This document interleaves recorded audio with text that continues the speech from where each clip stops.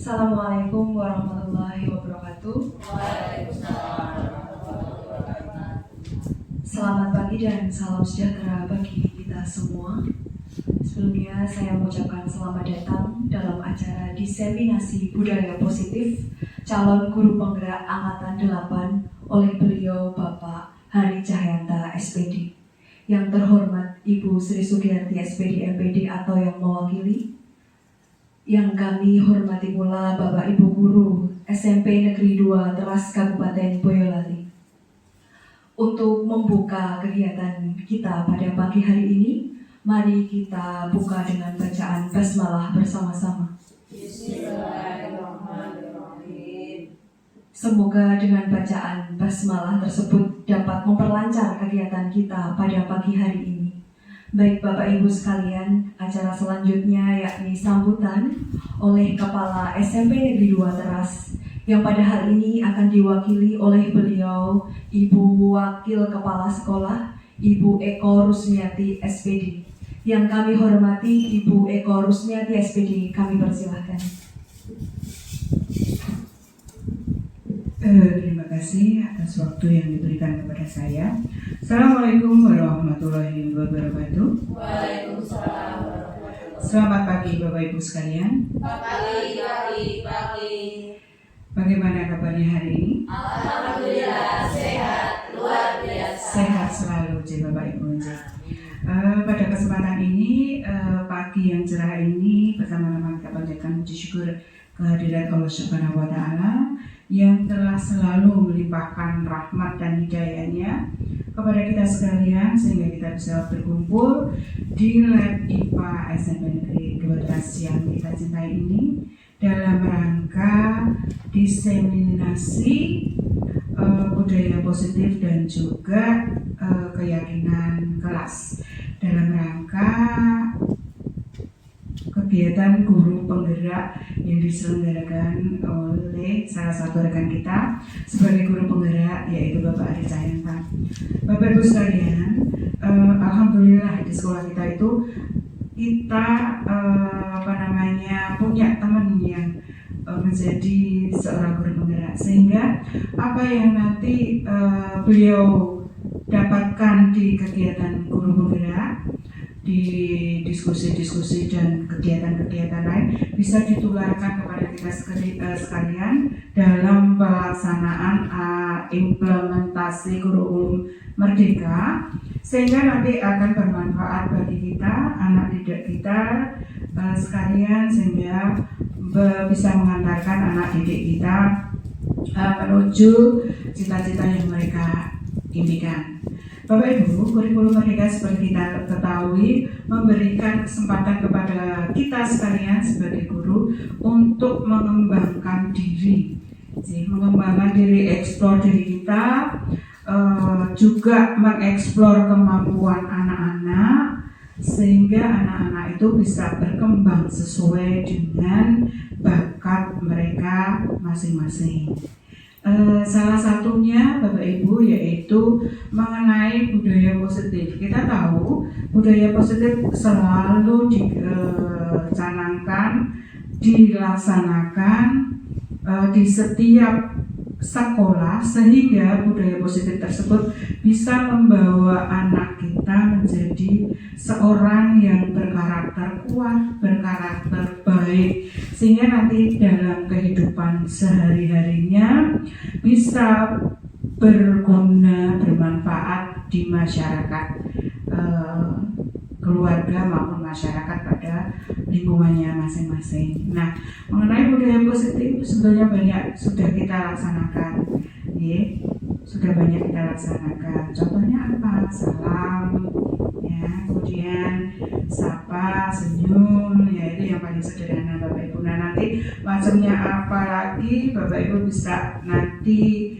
mendengarkan sharing dari Pak Hari mengenai budaya positif. Apa yang sudah kita lakukan dan apa yang belum kita lakukan, mana yang perlu kita tambahkan sehingga itu nanti bermanfaat bagi kita dan anak didik kita.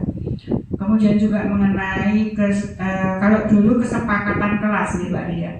di guru penggerak di angkatan 1 sampai dengan kalau nggak salah angkatan 4 itu mengenai keyakinan kelas. Saya juga banyak kemarin melihat membaca di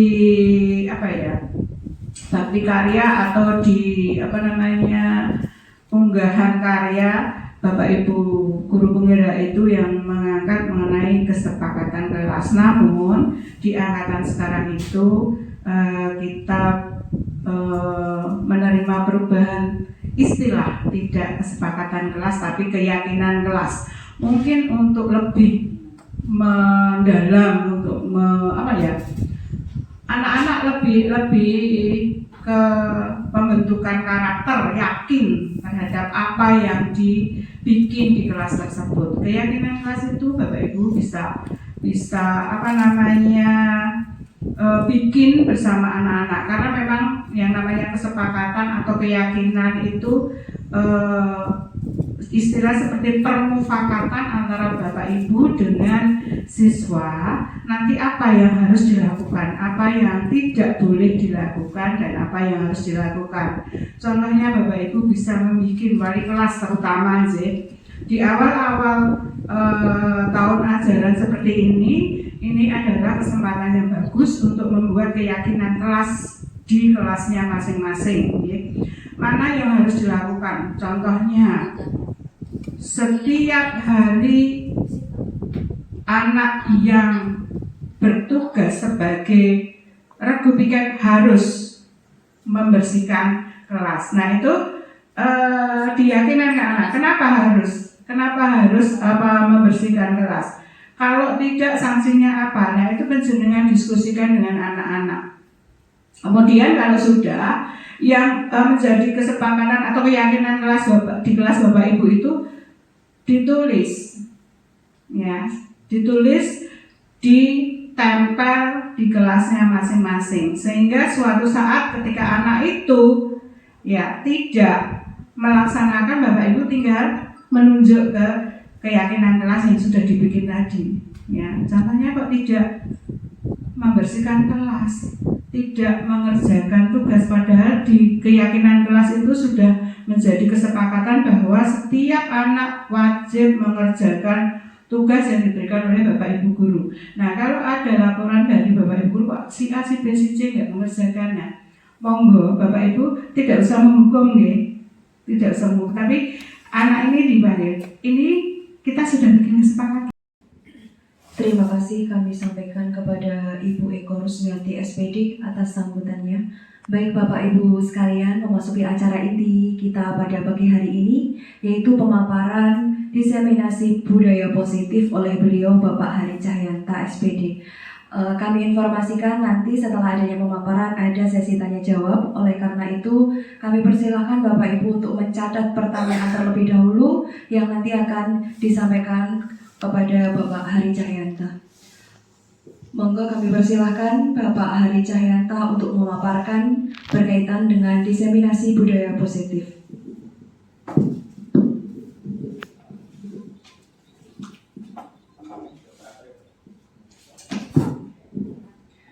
Assalamualaikum warahmatullahi wabarakatuh. Waalaikumsalam.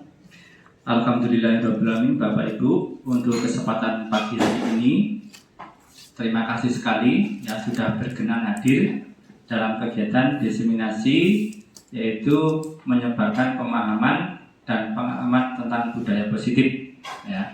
Tentunya apa yang saya sampaikan hari ini mestinya punya tujuan, punya tujuan. Kemudian nanti kita juga punya kesepakatan. Mungkin untuk berikutnya, kita lihat untuk berikutnya, yaitu tujuan. Kita paling tidak punya 5 tujuan. 1, nanti peserta yang ikut di sini akan dapat memahami disiplin positif dan nilai-nilai kebajikan. Yang kedua, teori motivasi, hukuman, penghargaan, dan restitusi. Yang ketiga, keyakinan kelas. Yang keempat, 5 posisi kontrol. Kalau kita sebagai guru berarti nanti kontrol kita sebagai guru. Yang kelima, segitiga restitusi. Baik, untuk berikutnya yaitu tentang keyakinan kelas. Jadi kita di dalam forum ini juga sama Bapak Ibu, kita harus punya keyakinan yang sudah kita sepakati. Ya. Yang pertama itu saya mencoba menulis dulu. Nah, nanti tolong jika ada tambahan silakan ditambahkan. Kalau belum sesuai nanti silakan dirubah. Ya, itu gambarannya. Satu, misalnya berdoa bersama sebelum dan sesudah dimulai kegiatan. Setuju mboten katanya ini? Dari Bapak Ibu juga seperti itu nggih. Yang kedua, apa kira-kira kesempatan kita? Iya, tepat waktu dalam kegiatan. Kita sekitar 1 jam 15 menit. Kemudian kesempatan menyampaikan pendapat. Semuanya diberikan kebebasan. Yang keempat, harus serius mengikuti kegiatan. Ya, jadi nanti kalau kita sudah berada dalam forum ini, harapan saya tetap memperhatikan apa yang menjadi paparan pada kesempatan kali ini. Kemudian untuk konsep ya inti budaya positif itu apa saja yang kita sampaikan itu ada sekitar 7 poin. Yang pertama disiplin positif, kemudian perubahan paradigma belajar, nilai-nilai kebajikan, motivasi perilaku manusia, kebutuhan dasar manusia, keyakinan kelas, dan segitiga restitusi. Dan berikutnya, pembelajaran dengan paradigma baru. Jadi selama ini mungkin yang kita kita pakai itu masih pembelajaran yang model lama. Artinya apa? Artinya yang kita ajarkan ya seperti itu saja. Kemudian belum mengarah pada diferensiasi. Jadi inti pada pembelajaran dengan paradigma baru ini adalah pembelajarannya harus berdiferensiasi. Kenapa begitu? Karena siswa itu kebutuhannya bermacam-macam, minatnya bermacam-macam, bakatnya bermacam-macam. Sehingga apa? Karena kurikulum kurikulum Merdeka ini berorientasi pada murid, kita harus melayani murid sesuai dengan kebutuhannya. Jangan sampai murid kita paksakan, ya seperti itu. Kemudian untuk miskonsepsi tentang teori kontrol, ya. Ternyata ada miskonsepsi atau kesalahan konsep. Bahwasanya ilusi guru itu mengontrol murid. Nah, gitu. Sekarang begini, saya ingin mencoba memperagakan 2 orang guru maju ke depan. Nah, ya ini Bu Lydia bisa maju ke depan sama Bu Hana. Coba maju ke depan. Coba tolong diberikan kertas sobekan sedikit saja.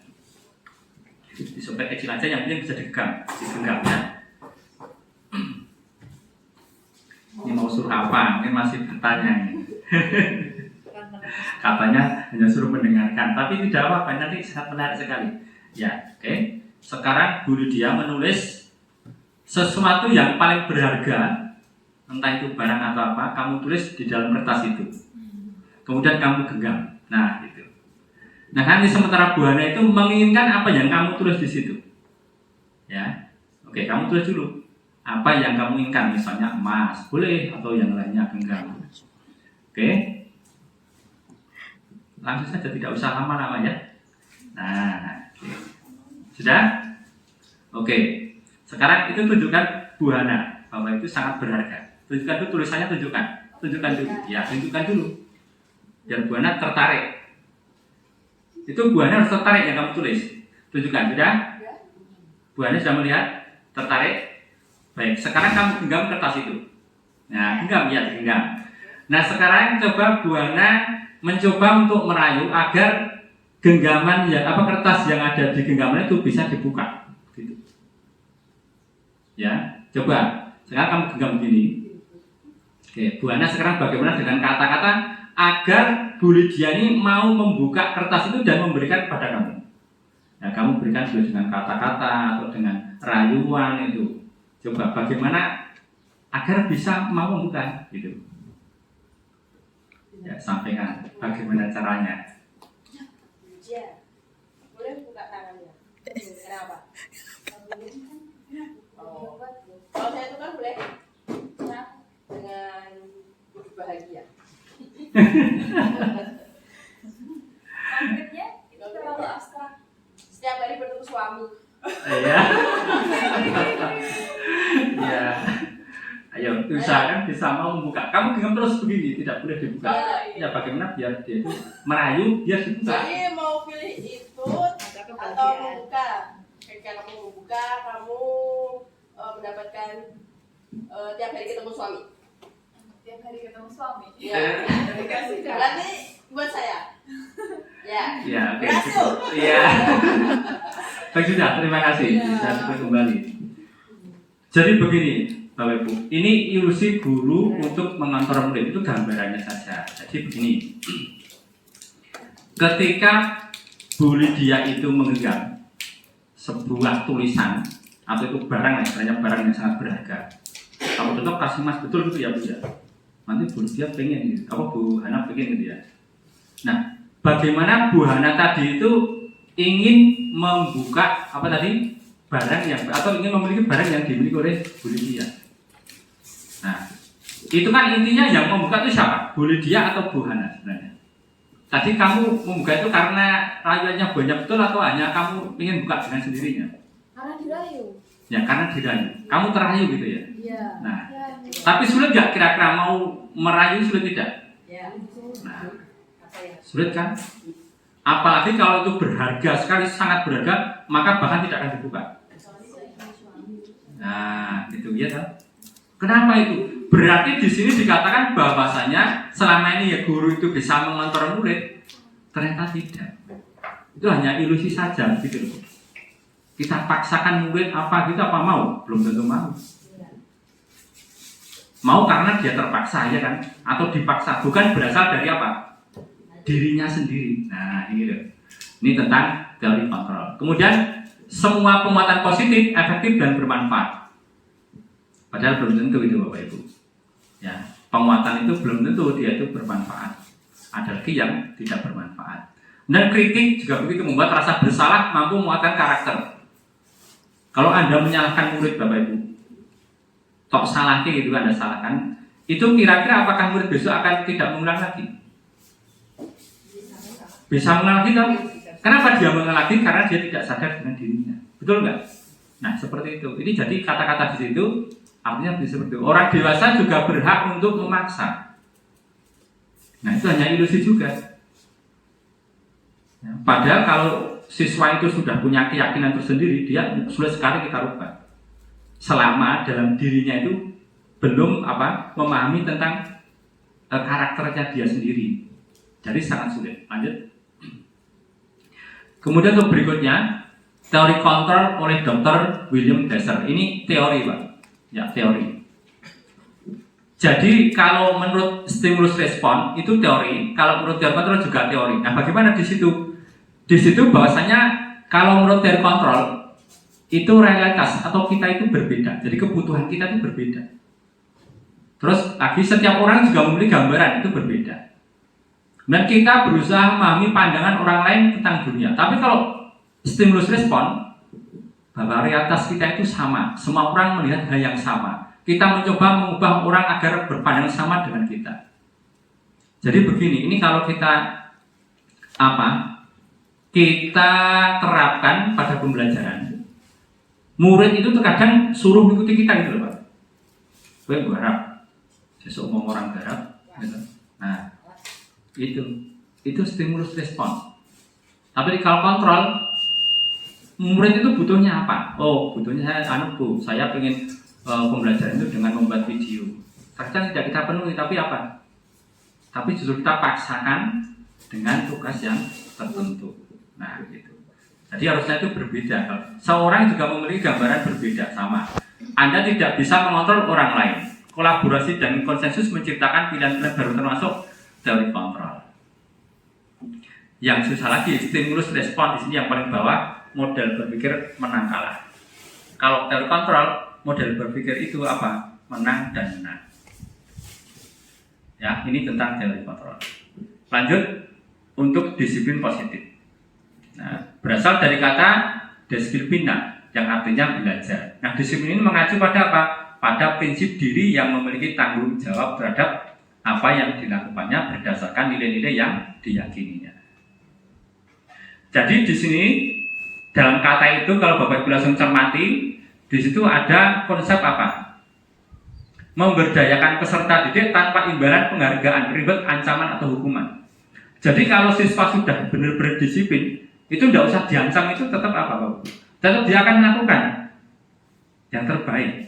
Jadi begini, kalau siswa datang pagi jam 7 hanya gara-gara saya ancam, besok kalau tidak berangkat jam 7 awas jongkok 10 kali atau jongkok sampai mana atau kamu suap 15 kali. Itu adalah ancaman. Dia disiplin tapi karena ancaman, bukan karena datang dari kesadaran diri. Nah, yang dimaksud disiplin ya dalam paradigma baru sebenarnya apa? Disiplinnya itu disiplin yang muncul dari dirinya sendiri. Sehingga apa? Dia tidak merasa terpaksa. Lanjut. Nah, di sini nilai-nilai kebajikan. Jadi sebenarnya banyak sekali nilai-nilai. Kalau menurut Ibnu Bimarayes program PYP itu ada toleransi, rasa hormat, mandiri, menghargai. Itu ya, kalau keterampilan hidup atau life skill itu ada dapat dipercaya, lurus hati, tidak merendahkan orang lain. Nah, di Indonesia itu nilai kebajikannya apa? Yang sudah disampaikan atau sudah kita lihat dalam kurikulum Merdeka itu. Ya, terus pemikiran Ki Hajar Dewantara yaitu tentang profil pelajar Pancasila. Di sana ada berketuhanan yang Maha Esa, dan ada lagi yang apa? Yang berikutnya lagi, dan berakhlak mulia. Ada kata-kata berakhlak mulia di situ, berarti banyak sekali akhlak mulia itu. Oke. Ada mandiri, gotong royong, itu adalah profil pelajar Pancasila. Lanjut. Untuk berikutnya kebutuhan dasar manusia. Nah, sekarang konsepnya begini.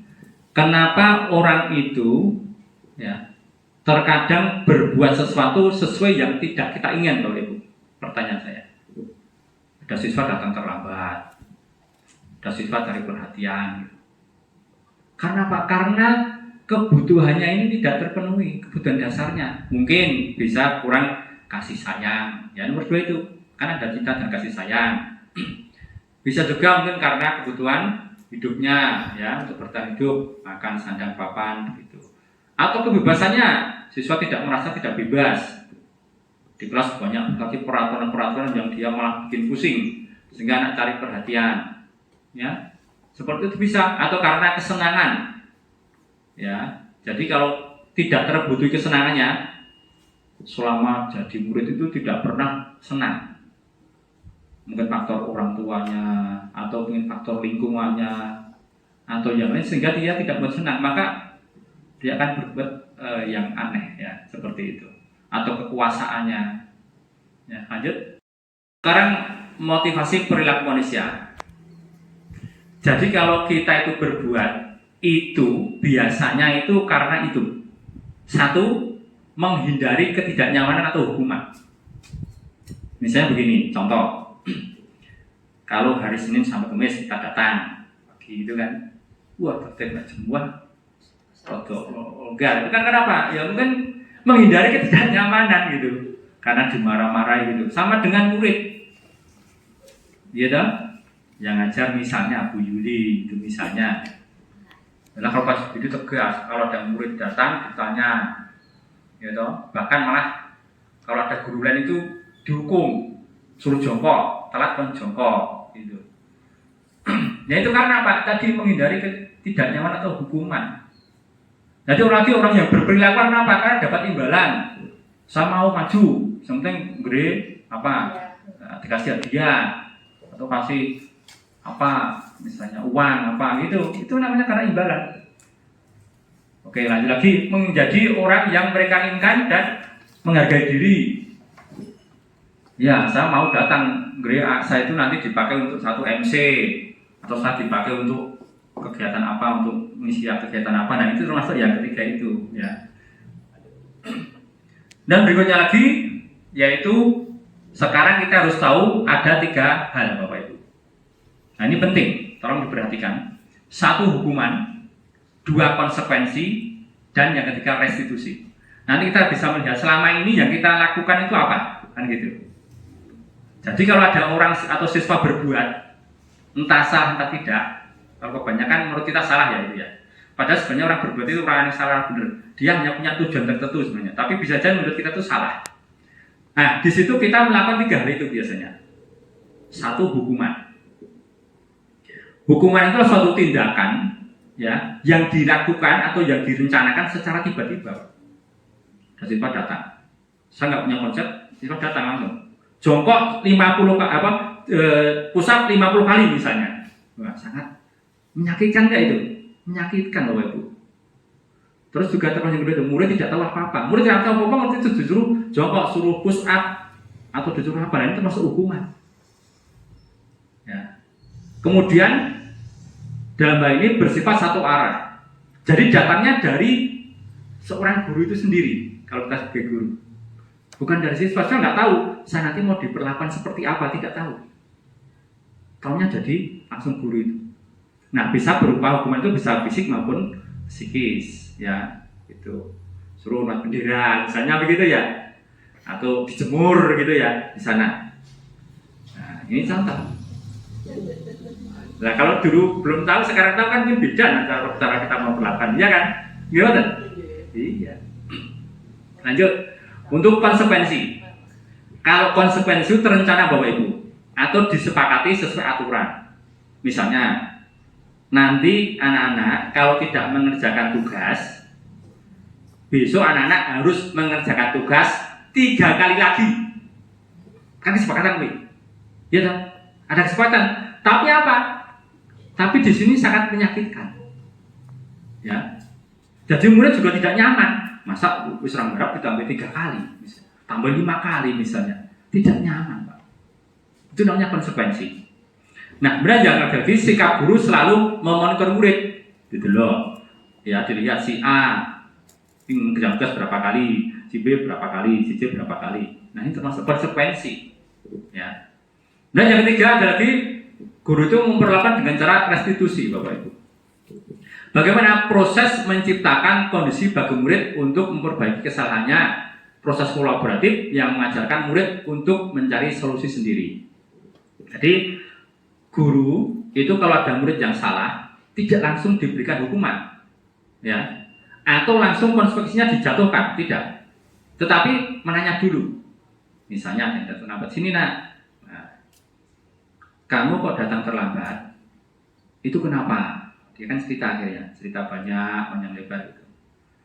Lalu besok kamu kira-kira kalau sudah terlambat seperti ini, bisa nggak kamu besok tidak terlambat atau datang tepat waktu? Kita tidak bertanya.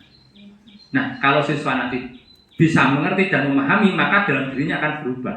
Jadi konsep restitusi itu adalah apa? Merubah dirinya sendiri itu sadar. Tapi kita lihat kalau hukuman, Bapak Ibu, hukuman itu dia hanya menjalani hari itu, besok bisa mengulang lagi, betul tidak? Betul tidak kira-kira yang pertama hukuman ini? Ya. Jadi kalau ada siswa terlambat, hanya kita hukum push up sebanyak 15 kali. Besok terlambat, ya dihukum lagi terus begitu. Ya, siswa tidak sadar, ya melakukan, mau dia tidak sadar kok kalau dia salah. Nah, maka tugasnya kita harus menyadarkan dirinya itu melalui restitusi. Untuk berikutnya Bapak Ibu. Nah, ini contoh. Ini kalau identitasnya nanti itu bisa menjadi gagal, bisa menjadi sukses Bapak Ibu. Artinya apa? Kalau kita itu melakukan siswa dengan hukuman, maka yang terjadi pada dirinya akan sebuah kegagalan. Tapi kalau dengan konsekuensi atau restitusi, ya, dia akan menjadi siswa yang sukses melalui kegiatan yang disiplin tadi. Jadi gini, kalau gagal kan sesuatu yang menyakitkan harus terjadi. Coba siswa itu kalau dihukum, kalau Anda dulu waktu jadi siswa, itu misalnya dihukum, Anda merasa sakit nggak Bapak? Hanya ada lagi merasa yang lain. Kalau Bu Anda pernah dihukum, Bu Yinta pernah dihukum. Nah, kira-kira kalau dihukum rasanya seneng apa anyel gitu, walaupun salah? Tidak suka. Rasanya apa sih? Anyel tidak suka Pak. Jadi kalau selama ini saya itu menghukum siswa jelas menurut aku gitu. Iya tak? Iya tak? Iya. Apalagi saya datang, orangnya tiap hari datang gitu, ada terus, wah itu pusing Pak, ya sudah pusing, anyel gitu, orang seneng gitu, rasanya seperti itu. Terus tidak nyaman untuk jangka panjang Pak. Ya. Korban mendapatkan keadilan, murid anak akan tersakiti, berlaku pasif agresif meningkat. Ya. Dia sekarang mencari perhatian gitu ya.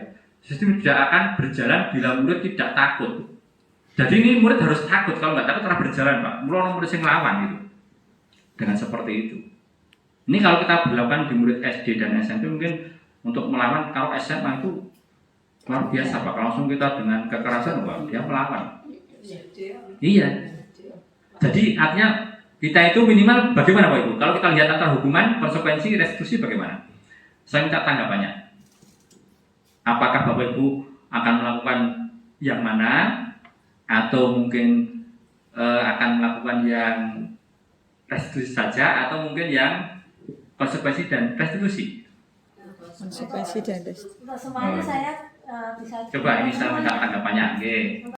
hukuman, konsekuensi dan restitusi. Dari dalam hal ini, kalau anak memang melakukan kesalahan, kalau tidak dihukum, mereka tidak akan mengulang lagi. Kalau tidak hukum, kemudian juga ada solusinya. Bagaimana kalau Anda tidak melakukan hukuman itu supaya kedisiplinan masuk ke konsekuensi, yaitu menasihati anak agar melakukan apa yang diperintahkan oleh guru. Contohnya yaitu mengerjakan tugas. Kalau guru tersebut tidak memberi sanksi, biasanya anak itu menyepelekan Pak, gitu menurut saya.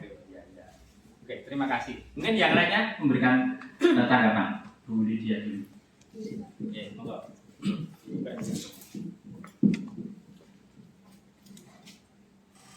Kalau saya lebih condong ke konsekuensi dan restitusi. Kalau konsekuensi itu sudah saya lakukan terhadap siswa, jadi saya sudah melakukan kesepakatan kepada siswa ketika mereka tidak disiplin. Contohnya ketika tidak mengerjakan tugas.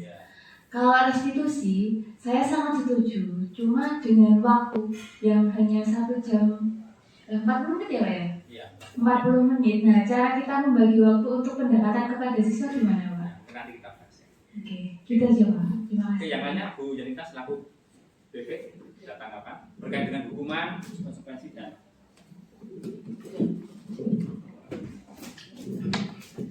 Oke, kalau menurut saya, mohon maaf Pak Ari, untuk hukuman menurut saya itu kurang, karena untuk siswa kita kan kalau bisa didekati dulu, walaupun kita itu nanti menanggapi siswa yang mohon maaf nakal atau memang dia itu menyepelekan guru. Nah itu kan ada alasannya Pak. Jadi kalau untuk hukuman itu kalau saya lebih nanti aja kita pendekatan dulu kepada anak, siapapun itu siswanya, gitu. Kemudian saya juga setuju dengan Bu Lydia yang disampaikan Bu Lydia tadi. Saya lebih condong ke konsekuensi dan restitusi Pak Hari. Kalau di BK menurut saya memang konsekuensi itu harus kita ini Pak, di dalam pembelajaran atau di dalam pendidikan itu tetap harus kita laksanakan, dan restitusinya itu memang waktunya sesuai dengan Bu Lydia sampaikan tadi, kita hanya 45 menit. 40 mohon maaf 40 menit. Nah itu bagaimana Pak Hari? Terima kasih Pak Hari.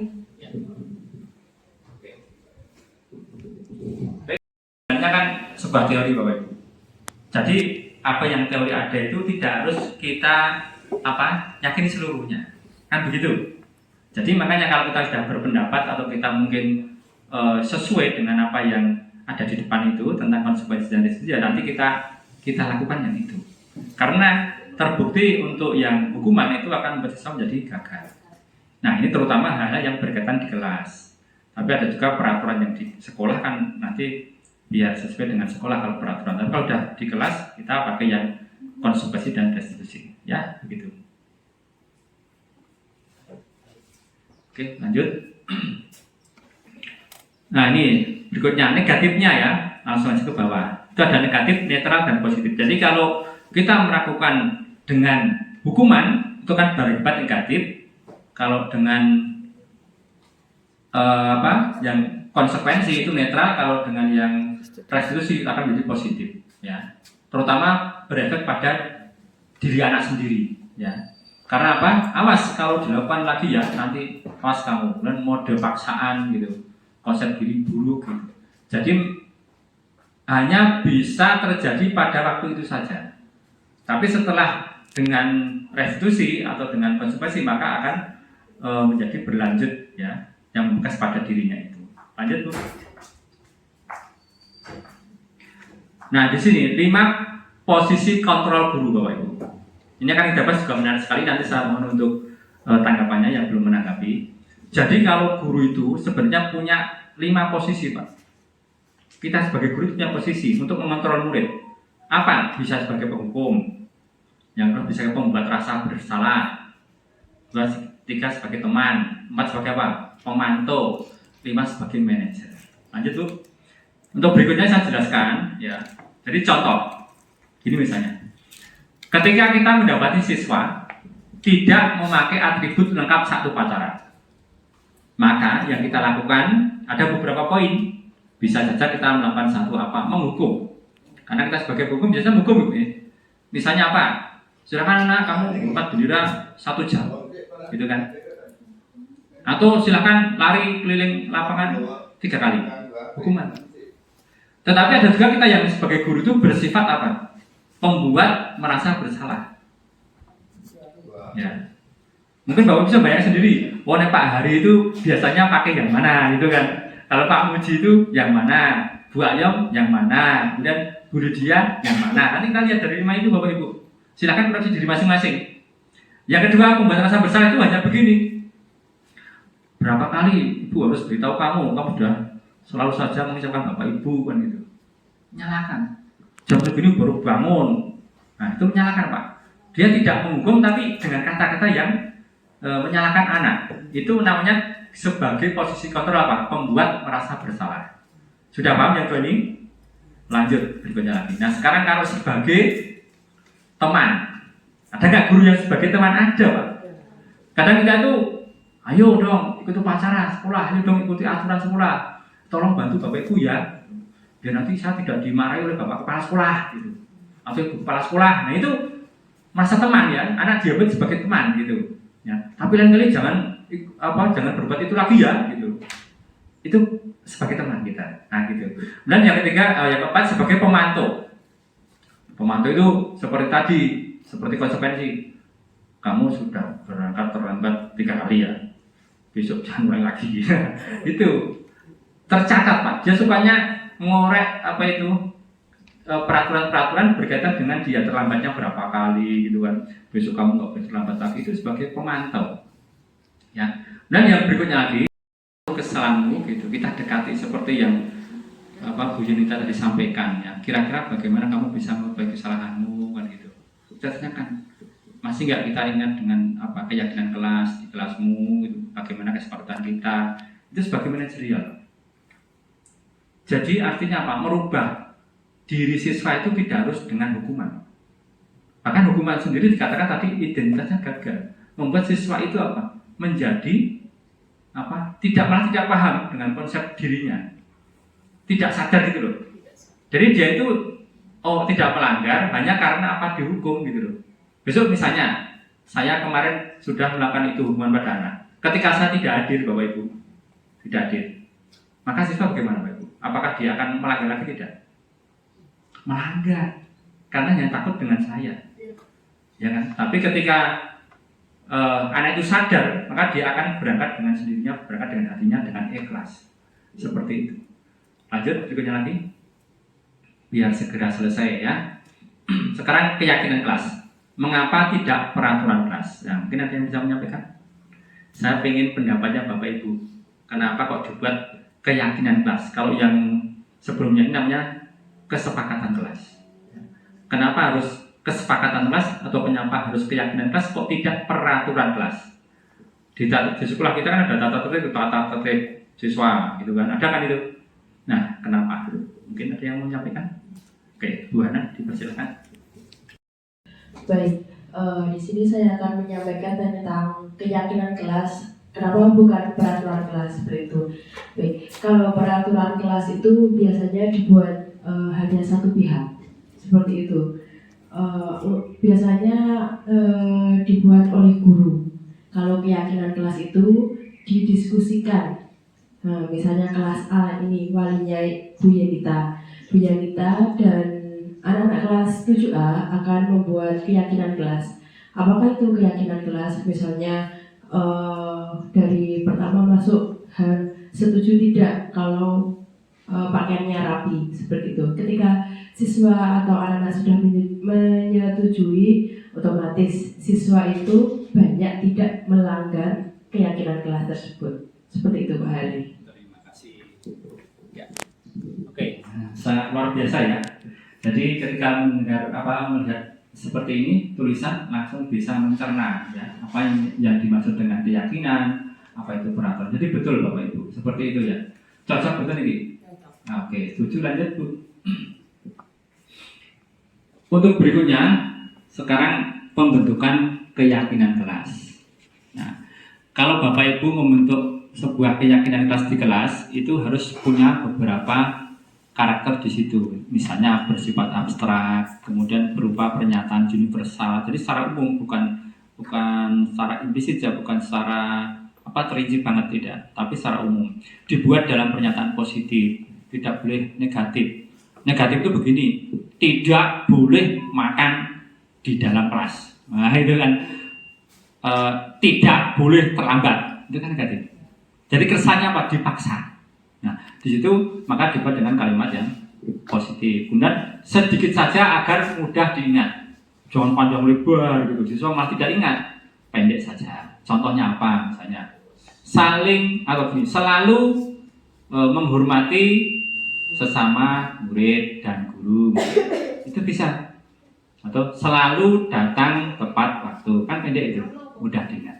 Sesuai kondisi kelas dan sekolah sehingga mudah diterapkan. Bapak Ibu nanti wali kelas itu melihat kondisinya kelas masing-masing. Ya. Jangan buat peraturan kelas tapi malah dilanggar. Jangan membuat keyakinan kelas tapi malah dilanggar. Ya, sudah dibuat diyakini kok malah dilanggar. Kemudian semua warga sekolah dilibatkan saat membuat keyakinan kelasnya. Di sini Bapak Ibu, terutama karena yang di sini kan banyak wali kelas, gitu. Makanya nanti Bapak Ibu itu setelah mengikuti kegiatan saya ini, harapan saya apa? Bapak Ibu bisa membuat keyakinan kelas. Oke, agar nanti siswa itu tahu, oh ini ada keyakinan kelas. Dia akan sadar Pak, mensadarkan. Memang sulit mensadarkan diri itu, tapi setelah dia sadar, dia tidak akan mengulangi lagi Pak. Tapi kalau kita dengan peraturan gitu, ya dia selamanya sebenarnya tidak sadar. Dia hanya takut saja dengan peraturan gitu.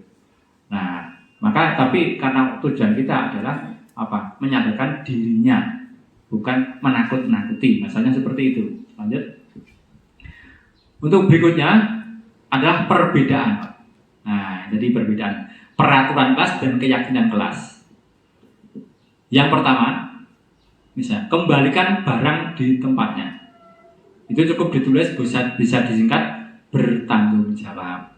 Boleh. Nah, dilarang mengganggu orang lain. Boleh ditulis saling menghormati. Gitu. Jadi pendek-pendek saja. Gitu. Dilarang merokok, ya. Misalnya jaga kesehatan dan menghormati orang lain. Boleh. Gunakan masker. Nah, atau mungkin disingkat boleh juga langsung kesehatan dan keamanan. Boleh juga. Atau berjalan di kelas dan koridor. Nah, juga keamanan dan keselamatan. Jadi mungkin nanti itu bisa dirubah yang kira-kira pendek dan ada rasa nilainya bukan negatif Pak. Jangan pakai dilarang. Dilarang melakukan kekerasan, dilarang tidur, dilarang meletakkan kepala di meja. Wah, nggak boleh itu Pak. Oke. Padahal selama ini banyak yang kita lakukan gitu Bapak Ibu. Gitu. Termasuk kita itu terkadang melakukan hal-hal yang memang membuat siswa tidak nyaman. Lanjut Bu. Baik, untuk berikutnya. Nah sekarang ini contoh perhatian. Ini contoh saja Bapak Ibu. Entah benar atau tidak, ini contoh. Nanti Bapak Ibu kritisi ya. Kesepakatan kelas 8. Ada 13 itu apakah 13 atau jumlahnya 13 ya. Itu contoh bentuk kesepakatan dengan apa? Dengan kertas biasa. Nanti Bapak Ibu bisa membuat dengan Canva yang lebih menarik. Tugasnya aja kita setelah kita sepakati, anak diberikan kertas, suruh buat Canva, gitu. Nanti terus dicetakkan nanti taruh di kelas. Selesai Bapak Ibu. Ya, itu kalau keluar minta izin. Nah, berdisiplin, gitu. Apalagi itu? Bekerja sama, apalagi makan, minum sambil duduk. Itu boleh apa malah tidak boleh? Ya, itu. Ya, nah, nanti bisa dikritisi itu.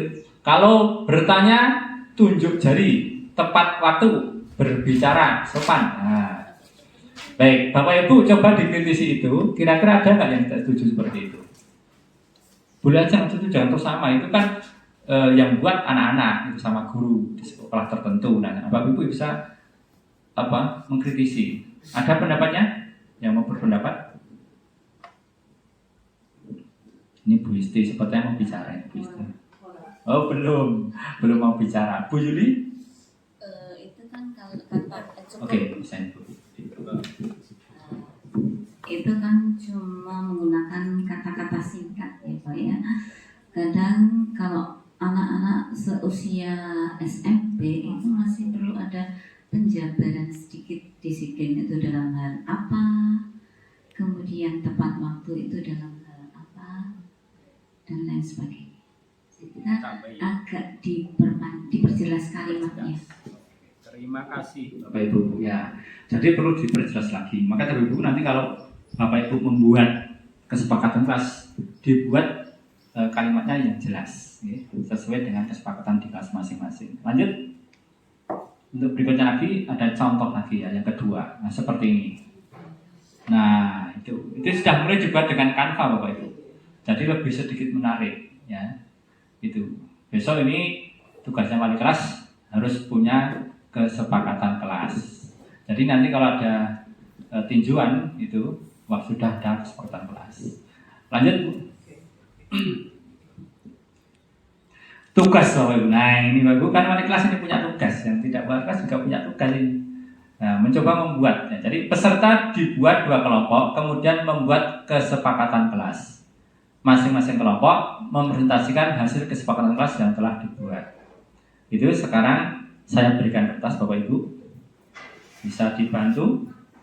Nah, mungkin Bu Muji bagian satu-satu mencoba Bapak Ibu menulis kesepakatan kelas. Tidak usah banyak-banyak, 3 atau 4 gitu ya. Nanti yang satu ini yang sini kelompoknya 4 orang. Nah, nanti Bu Muji ikut kelompok di sana Bu Muji 4 orang. Ya, itu betul nggih. Oke, saya beri waktu berapa menit? 5 menit? Cukup ya? Cukup. Oke. Silakan sekarang dikerjakan. Ibu, untuk berikutnya akan kita teruskan lagi, yaitu untuk presentasi ya. Karena sudah mengerjakan, sekarang silakan dari kelompok 1 dulu untuk maju perwakilan menyampaikan diskusi hasil kesepakatannya. Contoh membuat kesepakatan kelas. Silakan Bu Isti. Terima kasih waktu yang diberikan saya. Ini saya ingin menyampaikan diskusi saya yaitu kelompok 1 tentang keyakinan atau kesepakatan kelas. Di sini dalam kelompok kami ini menyimpulkan atau memberikan contoh kesepakatan kelas. Ini kurang lebih ada 6. Yang pertama, tepat waktu masuk dan keluar kelas. Dalam hal ini harus disiplin waktu. Ketika kita masuk kelas ditentukan jamnya. Misalnya kita masuk jam 7 ya kita harus jam 7 tepat kita harus masuk. Kemudian kalau keluar kelas ya juga ada kesepakatannya waktu juga ya. Misalnya kalau selesai belajar itu kan kita sama-sama sudah ditentukan waktunya. Kemudian yang kedua ini berdoa sebelum dan sesudah belajar. Ini juga merupakan kesepakatan kelas kita ya, harus wajib berdoa sebelum dan sesudah dalam melaksanakan belajar. Kemudian yang ketiga, di sini saya menyepakati atau kesepakatan kita itu menyimak penjelasan guru. Nah, ketika guru mengajar, nah kita sebagai siswa itu harus menyimak atau mendengarkan penjelasan guru. Kemudian yang keempat, bertanya jika tidak mengerti. Boleh kita bertanya jika kita tidak mengerti. Kemudian yang kelima, ini ada empati terhadap sesama teman. Ya, kita harus berempati kepada teman yang misalnya membutuhkan sesuatu atau pertolongan. Ini harus empati. Kita harus mempunyai empati terhadap sesama teman. Kemudian yang keenam ini jaga kebersihan. Ini termasuk tanggung jawab kita bersama kelas itu. Menjaga kebersihan itu sangat penting sekali. Karena apa? Untuk belajar, kalau ruangannya itu tidak bersih, itu juga akan mengganggu. Pertama harus menjaga kebersihan, baik itu kelas ataupun kita sendiri juga harus menjaga kebersihan. Demikian kesempatan di kelompok 1, ini ada 6. Terima kasih waktu yang diberikan saya. Sekian dulu. Wassalamualaikum warahmatullahi wabarakatuh. Yang tepuk tangan untuk kelompok 1. Nah, luar biasa ya. Sudah menyampaikan tentang keyakinan ya, yang sudah disepakati. Jadi kata-kata sepakat dan yakin ini sebenarnya agak sedikit berbeda saja. Kalau keyakinan sudah diyakini oleh siswa itu. Sehingga untuk yang pendidikan guru penggerak angkatan kelima dan seterusnya sampai sekarang itu namanya keyakinan kelas. Baik, untuk berikutnya untuk menyikat waktu silakan untuk kelompok yang kedua. Di sini saya ingin memaparkan yaitu dari kelompok 2 tentang keyakinan kelas. Yang pertama ada 6. Yang pertama adalah tepat waktu, yaitu waktu masuk, istirahat, dan waktu keluar kelas sesuai dengan jam yang telah disepakati. Yang kedua, menjaga kelas tetap bersih dan rapi dan membuang sampah pada tempatnya. Yang ketiga, membudayakan kata tolong, maaf, dan terima kasih.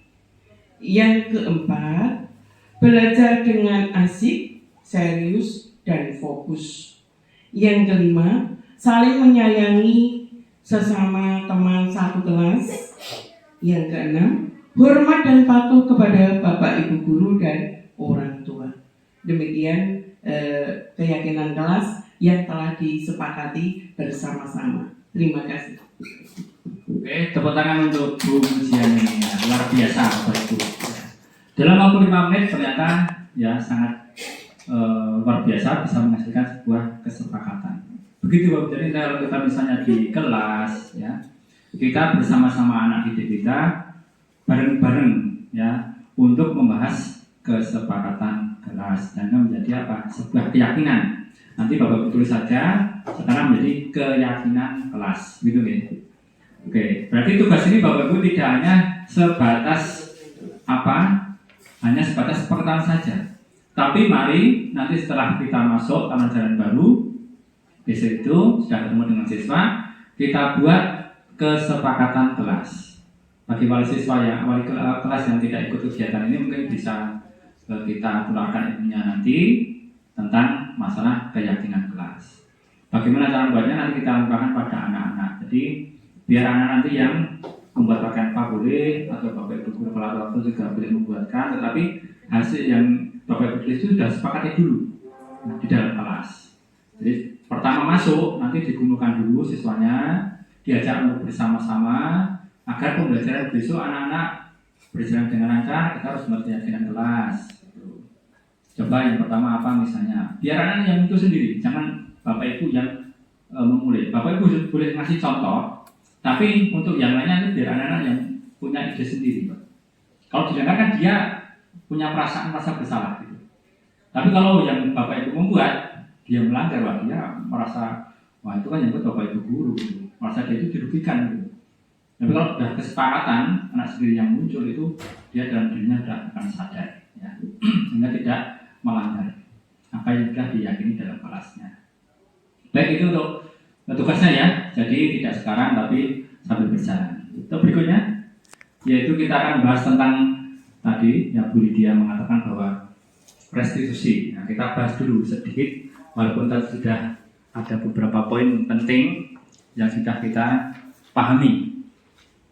Jadi restitusi itu adalah apa? Sebuah proses penciptaan kondisi bagi murid untuk memperbaiki kesalahan mereka sehingga mereka bisa kembali pada kelompok mereka dengan karakter yang lebih kuat.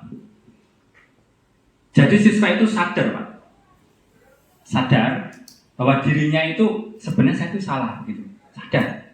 Nah, dia berusaha untuk memperbaikinya. Sehingga kita perlu tunjukkan kan begitu. Nah, bagaimana cara menunjukkannya? Langkah-langkahnya kita memakai itu. memakai segitiga restitusi. Yang perlu dilakukan yang pertama adalah menstabilkan identitas. Yang kedua, validasi tindakan yang salah. Dan yang ketiga, dengan menanyakan keyakinan. Terutama keyakinan yang telah dibahas di kelas. Karena setiap hari Bapak Ibu kan di kelas. Jadi harusnya nanti beberapa keyakinan itu sudah mewakili kegiatan-kegiatan anak-anak yang memang seringkali anak itu membuat kurang disiplin atau kurang tanggung jawab begitu. Lanjut untuk berikutnya. Nah, di sini 9 cirinya itu Bapak Ibu. Jadi tidak boleh nanti kalau restitusi itu dibuat dengan paksaan, tidak boleh, ya. Harus dengan menebus kesalahan, itu tidak boleh, ya. Jadi harus benar-benar kesepakatan.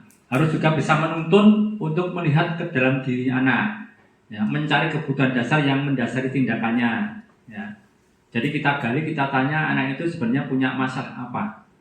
Kita jangan semena anak terlambat itu kita anggap anak itu langsung salah, Pak. Jadi anak itu terlambat, dia kan punya alasan tertentu yang harus kita ketahui gitu loh. Sepertinya kita sebagai guru, kita terlambat, ya, kepala sekolah harus mengetahui dulu, jangan dimarahi dulu. Kan begitu, ya kan? Saya sebagai wakil misalnya Bayom terlambat, nunggu jam 7 baru datang, lebih seperempat misalnya, ya, padahal jam 7 kurang 10 misalnya udah dibuka, atau jam 8 baru datang, nunggu bully dia gitu kan, sudah dengan rasa takut itu, merasa bersalah. Nah, apa yang saya lakukan kan begitu? Apakah saya sebagai guru penggerak langsung saya juga marah-marahi gitu? Kan tentunya tidak. Kita harus memakai cara tadi yaitu segitiga restitusi itu langkahnya, ya.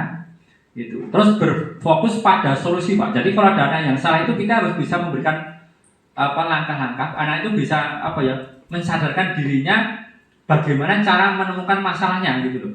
Atau menyelesaikan masalahnya gitu. Jadi tidak hanya sekedar saya salah ya sudah gitu. Tidak.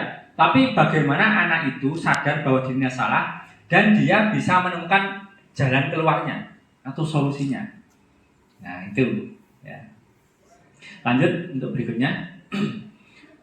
Untuk berikutnya yaitu ini tentang segitiga restitusi sedikit gambaran. Jadi ada menstabilkan identitas. Itu bagaimana? Nah, gitu. Jadi nanti anak kita tanya, kamu terlambat ya? Gitu. Kamu satu bulan ini terlambat berapa kali? 5 kali. Gitu. Ya memang setiap orang itu punya kesalahan. Nah, gitu. Kita stabilkan dulu. Tapi ya tidak begitulah. Nanti ya bagaimana biar bisa kamu tidak terlambat lagi kan gitu. Lanjut berikutnya lagi, maaf jadi dulunya. Yang kedua yaitu pada apa? Pada validasi tindakan yang salah. Lah kamu tadi terlambat itu kenapa? Gitu. Apa alasannya? Kita tanyakan. Ya kan banyak Pak, saya tadi itu karena ban sepeda saya bocor, saya harus cari tambal ban, nggak ada, saya paksa untuk jalan gitu. Akhirnya pelan-pelan sampai di sekolah ya terlambat. Nah ini contoh validasi tindakan. Atau apalagi misalnya, wah tadi malam saya main game sampai saya sudah begadang sampai jam 2, bangun kesiangan, tidak dibangunkan orang tua saya. Nah itu kita pada validasi tindakan itu. Tindakan yang salah itu kita lihat dulu gitu loh. Ya. Terus ya, betul sekali Bu Isti ya. Terus menanyakan keyakinan. Nah, kan anak sudah membuat keyakinan di dalam kelas. Makanya itu kan ada mungkin harus datang tepat waktu tadi ya misalnya. Nah, itu kita tanyakan gitu. Fungsinya apa? Biar dirinya itu sadar. Nah, ini ya masalah segitiga restitusi. Lanjut berikutnya lagi. Nah, ini hanya keterangan saja, lanjut saja. Ya, ini contoh. Contoh dalam kata-kata menstabilkan identitas. Itu kata-kata tidak ada manusia yang sempurna. Kita sampaikan Pak. Jadi anak itu gak langsung di-adjust. Oh wis salah, ini terlambat, udah bocah ini. Itu kan langsung anak jadi down Pak. Dirinya tidak berubah jadi baik.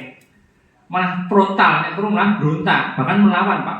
Ada siswa itu yang langsung malah berkelahi sama gurunya gara-gara langsung di-adjust. Nah, gitu. Nah, Nah, lagi itu beberapa tawaran lanjut Bu. Untuk contohnya lagi untuk menstabilkan. Sekarang yang validasi tindakan langsung contohnya. Berikutnya. Satu lagi, ya. Terima kasih. Contoh, kamu pasti punya alasan, gitu kan? Maka apa kamu yang terlambat, kamu tidak pakai atribut ini, tidak pakai ini, nah itu pada validasinya, gitu. Lanjut Bu, berikutnya lagi. Nah, untuk menanyakan sebelumnya menanyakan, nah ini ada apa yang kita percaya, apa yang kita yakini, itu bisa pada keluarga, gitu kan, pada anak didik kita. Ini juga Bapak Ibu dalam segitiga restitusi ini bisa juga diterapkan dalam keluarga. Kalau anak yang salah di dalam keluarga, terutama yang sudah punya anak, ya tahu, ini kan mestinya terkadang anak kita salah. Langsung undang-undangnya apa bagaimana gitu, langsung kita adjust bagaimana. Apa kita perlakukan seperti itu? Oh gitu. Ya luar biasa ya. Jadi kalau perlu di rumah itu juga ada peraturan Pak. Misalnya bukan peraturan, ada keyakinan Pak. Jadi misalnya setelah maghrib itu membaca kitab, misalnya yang Islam ya Al-Quran. Nah gitu. Itu harus disepakati bersama anak-anak. Jangan sampai anak tidak diberitahu apa-apa, pulang jam 12 malam kunci lawangnya sisa, itu gitu kan. Bosan mulai. Nginep sekalian. Iya. Sekarang coba Bapak Ibu bayangkan, kalau Bapak Ibu itu jadi anak sekarang. Jadi anak ya. Terus melakukan seperti itu. Ya, artinya yo dikunci lawang, yo diunek gitu, di marah-marahi gitu. Wis merasa ya, Pak. Kira-kira Bapak Ibu sakit nggak hatinya? Oh, sakitnya di sini. Nah, perasaannya banyak sekali yang kapan itu pasti nggak baik gitu. Terus Terus setelah itu besok kira-kira kalau Bapak Ibu ini sebagian ini masih sebagai anak gitu, melakukan lagi tidak hal seperti itu, bisa melakukan lagi ya. Kenapa? Karena tidak sadar dirinya itu, hanya sakit hati. Nggak ditanya kenapa kamu pulang jam 12 kan gitu, atau kenapa kamu pulang jam 2 malam gitu, bahkan tekan subuh baru pulang. Nah, ini. Nah, ini. Jadi kontrol diri Bapak Ibu. Jadi kita itu kalau ingin merubah seseorang sadar dengan dirinya, ya toh, kita sendiri harus sadar dulu Bapak Ibu. Diri kita itu harus bisa mengontrol. Maka kita sebagai guru tadi punya 5 peran kontrol, betul nggak? Iya. Ada apa? 1, penghukum, apa lagi? Memantau, teman, apa lagi?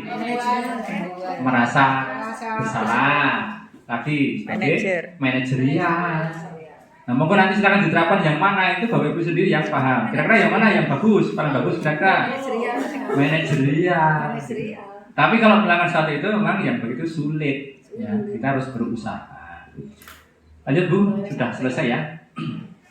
Sudah selesai, sedikit ini akan saya tambahkan tentang video saya tentang menangani anak, yaitu apa? Memakai segitiga restitusi. Mungkin Bapak bisa memperlihatkan tadi videonya. Bapak Ibu, untuk berikutnya kita lihat contoh dalam penerapan segitiga restitusi pada siswa yang sedang terlambat.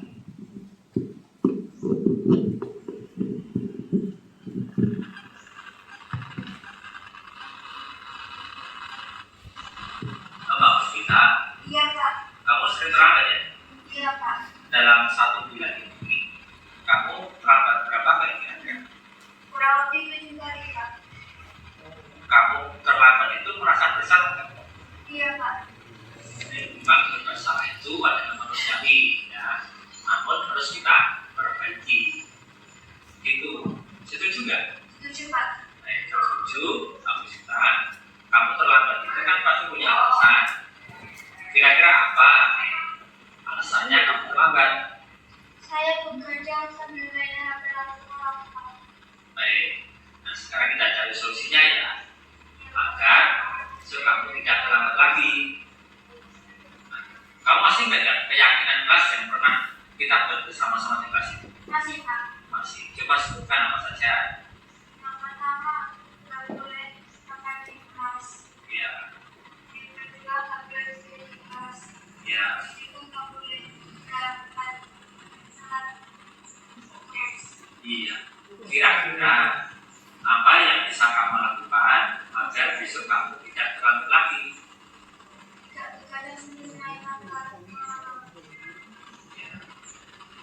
Terus apa lagi? Alarm. Bagaimana alarm? Menyalakan alarm. Ya, menyalakan alarm. Baik, ya, besok jangan terlambat lagi ya. Oke, terima kasih. Silakan dari sekarang kamu kembali ke kelas kamu.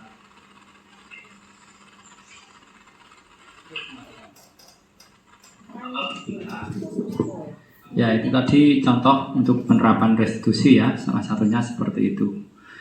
Baik Bapak Ibu, mungkin cukup sampai sekarang saja, waktunya sudah cukup ya. Dan semoga apa yang saya sampaikan nanti bisa diterapkan di kelas Bapak Ibu, terutama bagi yang wali kelas, bagi yang guru mapel bisa menerapkan juga terkait dengan mata pelajarannya, berkaitan dengan tugas dan lain sebagainya.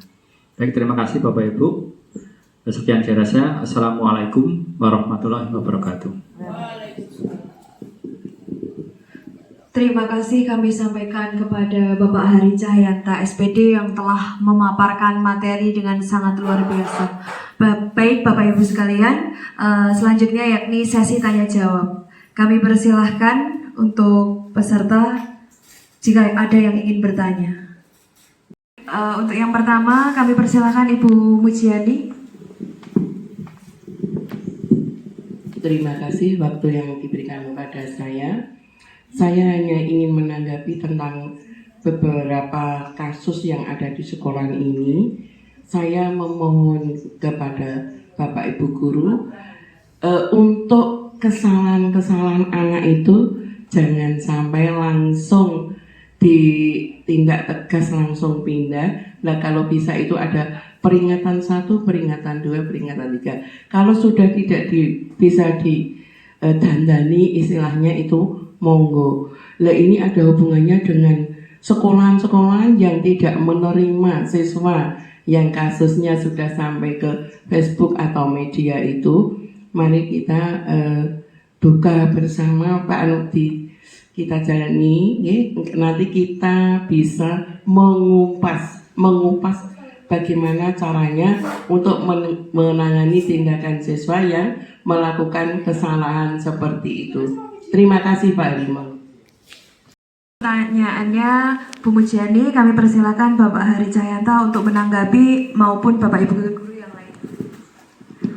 Baik Bapak Ibu, terkait dengan kasus-kasus ya, memang di sekolah itu sangat banyak sekali ya kasus, banyak sekali pelanggaran-pelanggaran, sehingga kita terkadang kalau tidak bisa mengontrol kita sendiri itu langsung menempatkan posisi kita sebagai penghukum, ya kan?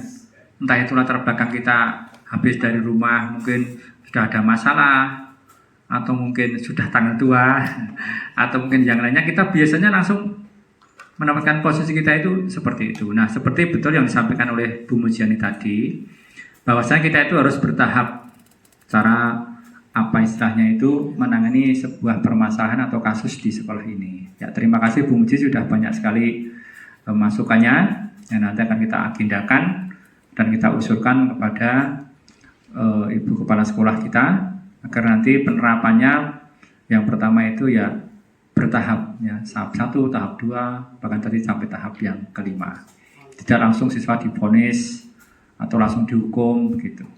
Itu mungkin ada lagi. Oke, Bu Nurliati.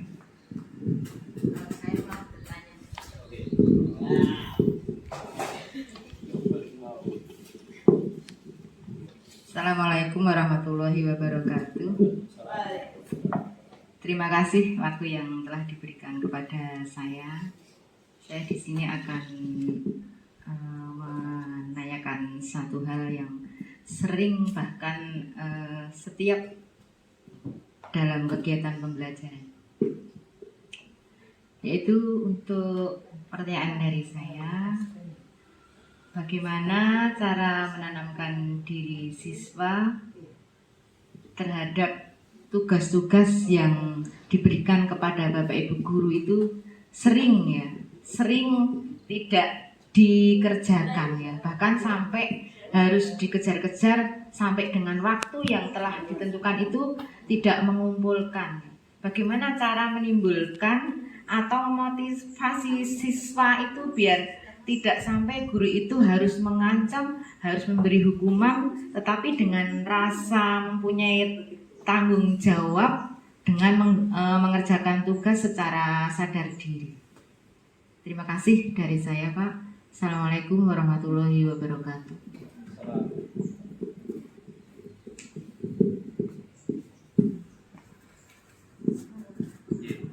Baik, terima kasih. Ada sedikit pertanyaan dari Ibu Nurliati terkait dengan bagaimana kita itu menyadarkan siswa berkaitan dengan tugas yang diberikan atau dengan ulangan, ya, atau hal-hal lain yang sejenis dengan itu. Nah, mungkin Bapak Ibu, siswa itu kalau tidak mau mengerjakan, mungkin saja yang pertama siswa itu belum tahu apa satu fungsi tugas. Ya, harus kita jelaskan fungsi tugas. Yang kedua, yaitu tentang dirinya sendiri belum paham. Sekolah itu tujuannya apa? Itu. Ya, jadi intinya apa dari situ? Kita harus memahamkan siswa. Kita coba kita tangani, kita ajak bicara, biar siswa itu mau menyampaikan ide, gagasannya, pendapatnya, alasannya gitu. Jadi kalau dalam teori kontrol tadi kan dijelaskan bahwa semua tindakan itu punya tujuan. Siswa tidak mengerjakan tugas pun juga punya tujuan itu. Kenapa nggak mengerjakan? Dan jarang sebagai guru kita itu menanyakan, langsung menjas anak ora gelem numpuk ya berarti cah gelewer gitu kan. Siswa yang tidak mau apa istilahnya mendapatkan nilai yang baik gitu. Kita harus tahu dulu, Pak. Yang selama kita lakukan belum seperti itu. Nah, gitu. Ibaratnya begini Bapak Ibu sebagai guru kalau terlambat. Semua sudah pernah mengalami terlambat, betul? Saya sendiri juga begitu. Nah, kalau kita sendiri memposisikan gitu, kita mengalami pas posisi saya terlambat misalnya. Nah, bagaimana pimpinan memperlakukan saya kan begitu. Keinginan kita pemimpin itu melakukan tindakan itu kan terkadang nggak sesuai yang kita inginkan, ya toh. Saya kalau terlambat misalnya, atau Bu Lydia terlambat kan pengennya Bu Lydia itu ditanya, kenapa Bu Lydia terlambat gitu. Kan nggak pengen langsung dibentak. Telat wae ngopo tugas ora garap nentakan dindi gitu. Awalnya hanya terlambat tapi lama-lama malah sampai kemana-mana. Guru itu bukan semakin apa? Semakin sadar tapi semakin benci, Pak. Semakin dendam gitu. Murid juga begitu kalau kita jadi murid. Tidak mengumpulkan tugas, langsung kita marah-marah, kita hukum. Bukan semakin apa? Bukan semakin sadar tapi justru semakin dendam, bisa semakin anyel gitu. Kalau sengaja sih lah, kita ngajarnya orang 100 berapa murid gitu misalnya. Bahkan ngajar kelas 7, 8, 9 misalnya. 500, satu sekolah murid dendam semua, Pak. Bayangkan itu, Pak. Bahaya. Iya. 1, 2, 3. Itu Bu Yuli itu mengajar yang kelas 7, 8, 9. Kalau muridnya itu dendam semua, Pak. Benci semua, Pak. Mungkin nggak murid itu berkolaborasi, Pak. Nyegat guru nih. Pit motornya dijipuk pentilin, dicopot apanya gitu, spionnya gitu, mungkin nggak, Pak? Nah, kira-kira jadi yang kita lakukan itu membuat murid jadi kuat karakter enggak? Kan tidak? Iya tidak? Jadi kuat karakter enggak? Kan tidak kuat itu. Justru apa? Justru murid akan lemah karakternya. Jadi semakin parah, Pak. Bisa itu. Minimal Pak Ibu, minimal jangan dipeloroi muridnya. Gitu. Minimal begitu, mereka mau begitu. Kalau jenengan sebagai guru saja, mungkin pimpinan Bapak Ibu juga menegur langsung dengan tanpa menanya gitu kan. Nah, sama ketika Bapak Ibu sebagai orang tua, putranya panjenengan ki ade mulai jam 12 bengi, langsung mbok kunci lawange, nek perlu dunaune tekan esok subuh ora mandek-mandek gitu. Apa yang terjadi, Pak? Maka ada peristiwa anak itu membunuh orang tua, ada anak apalagi malah pergi, Pak. Dikunci lang malu mau, ora mulai-mulai ya dikunci ya. Nah, itu efeknya. Bukan seperti itu, walaupun dia salah. Bukan berarti kita tuh gini loh, bukan berarti kita tuh membenarkan siswa yang salah, tidak. Tapi kita dengan pendekatan tadi, Pak. Pendekatan biar anak itu sadar dengan sendirinya. Nah, maka kita ajak komunikasi. Kenapa terlambat, kenapa gitu. Maka kalau saya ada buah yang terlambat itu nggak saya marah-marahin. Iya kan, misalnya terlambat itu, Bu Lydia juga begitu. Mau tahu undang-undang enggak? Saya nggak punya karakter begitu. Pasti punya alasan gitu loh, kenapa kok terlambat. Iya kan? Yang kita tidak tahu alasannya apa, kan itu. Maka kita gali. Sama besok kalau Bapak Ibu memperlakukan murid juga begitu nggak nanti? Nah, gitu. Nanti kalau ada yang lupa diingatkan. Ya, seperti itu. Jadi harapan kita seperti itu. Begitu Bu Nuryanti mungkin ya langkahnya begitu. Jadi intinya menyadarkan murid dengan pelan-pelan agar dia menjadi lebih sadar. Oke, ada lagi? Oke. Baik Bapak Ibu, mungkin sampai di sini untuk pertemuan kita pada siang hari ini. Semoga apa yang saya sampaikan ini bisa memberikan manfaat bagi kita semuanya, terutama dalam pembelajaran kita di setiap harinya. Sekian dari saya. Assalamualaikum warahmatullahi wabarakatuh.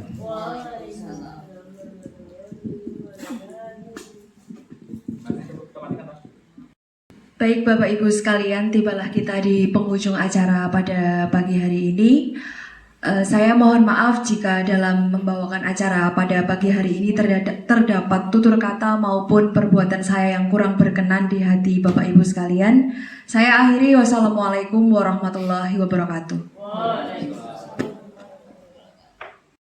Assalamualaikum warahmatullahi wabarakatuh.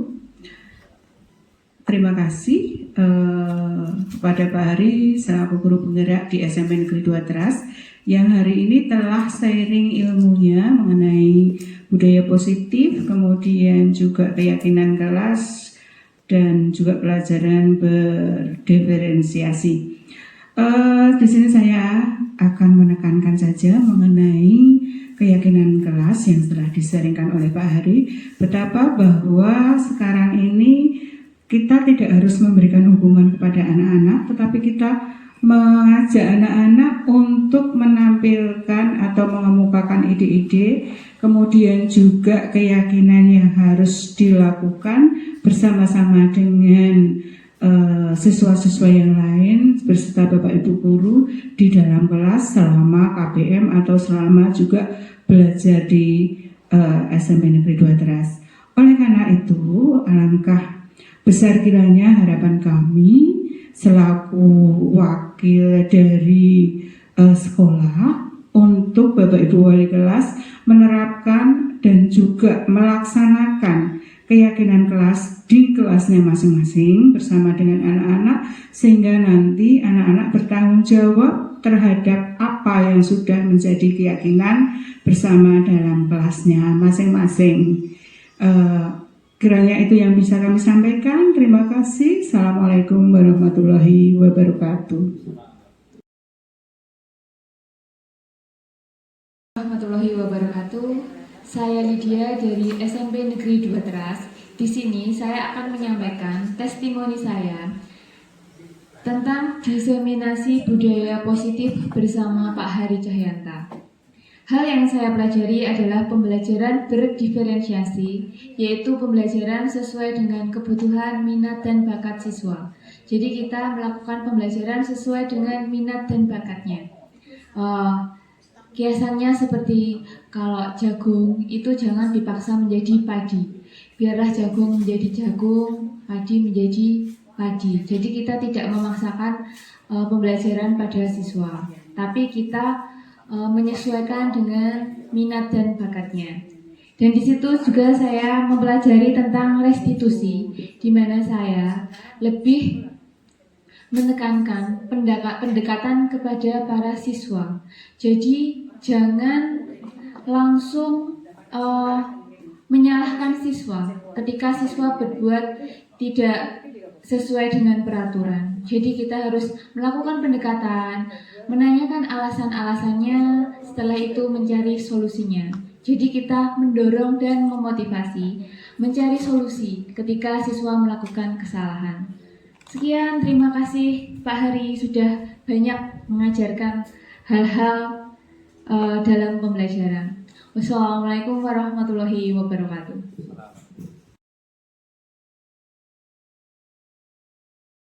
Assalamualaikum warahmatullahi wabarakatuh.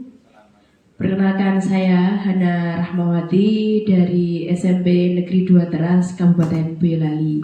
Di sini saya akan menyampaikan tentang testimoni setelah mengikuti kegiatan diseminasi budaya positif oleh CGP, yaitu Bapak Hari Cahyanta.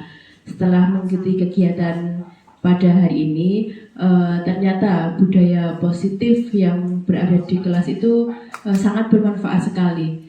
Murid atau siswa menjadi lebih disiplin dengan tidak mengalami hukuman yang berat. Itu diterapkan di keyakinan kelas seperti itu. Jadi di keyakinan kelas ini bisa meningkatkan mungkin disiplin, terus kenyamanan, ketertiban kelas dengan tanpa menghukum yang berat. Karena keyakinan kelas itu dibuat dari guru dan siswa seperti itu. Baik, terima kasih. Cukup sekian testimoni dari saya. Wassalamualaikum warahmatullahi wabarakatuh.